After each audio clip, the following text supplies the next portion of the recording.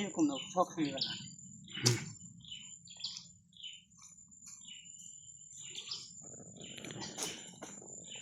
ভাই এই যে কাজ করি তো শরীর কি ঘামে?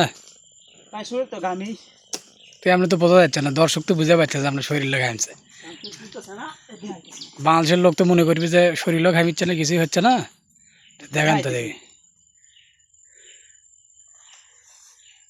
ঘামছে কিনা দেখেন দর্শক দেখেন কি অবস্থা, গেঞ্জির কি অবস্থা। দুই তিন কেজি পানি পড়ছে শরীরের থেকে। এই যে দেখেন, হ্যাঁ 2-3 কেজি শরীরের ঘাম শরীর থেকে চলে যায়। তো আজকে একটু বৃষ্টি হয়েছে দেখে কম, বৃষ্টি হলে হানি দেখতে পাচ্ছেন কি যেন।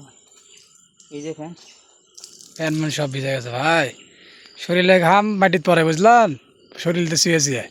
এর নাম হচ্ছে মালয়েশিয়া পাম বাগানের কাজ। তাই আসেন যারা অনেক খুশি হয়েছেন মালয়েশিয়া আসেন, সমস্যা নাই, আসার পরেই বুঝবেন। তা আপনাদের উদ্দেশ্যে একটা কথা হচ্ছে এটাই, ভাই পাম বাগানে তো আসার দরকার নেই ভাই, বাপনা চিন্তা করে আয়েন, আইবেন সমস্যা নাই, না করবো না, না করলে করবেন আমরা না করি, আয়েন বাপনা চিন্তা করে আয়েন। অনেক সেক্টর খোলা, অনেক সেক্টর সম্ভবত খুলে দিবি, অন্য অন্য সেক্টরে ঢোকেন কিন্তু পাম বাগানে ঢোকেন না।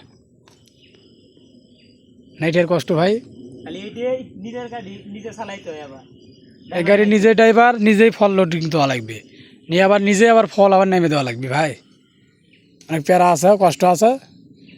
তো আসেন সমস্যা নেই, আসেন, আসলে দেখা হবেই নি যদি এই ফ্যাক্টরিতে পড়েন না কি করতে না ভাই। তো ভালো থাকবেন সবাই, সুস্থ থাকবেন, আল্লাহ হাফেজ।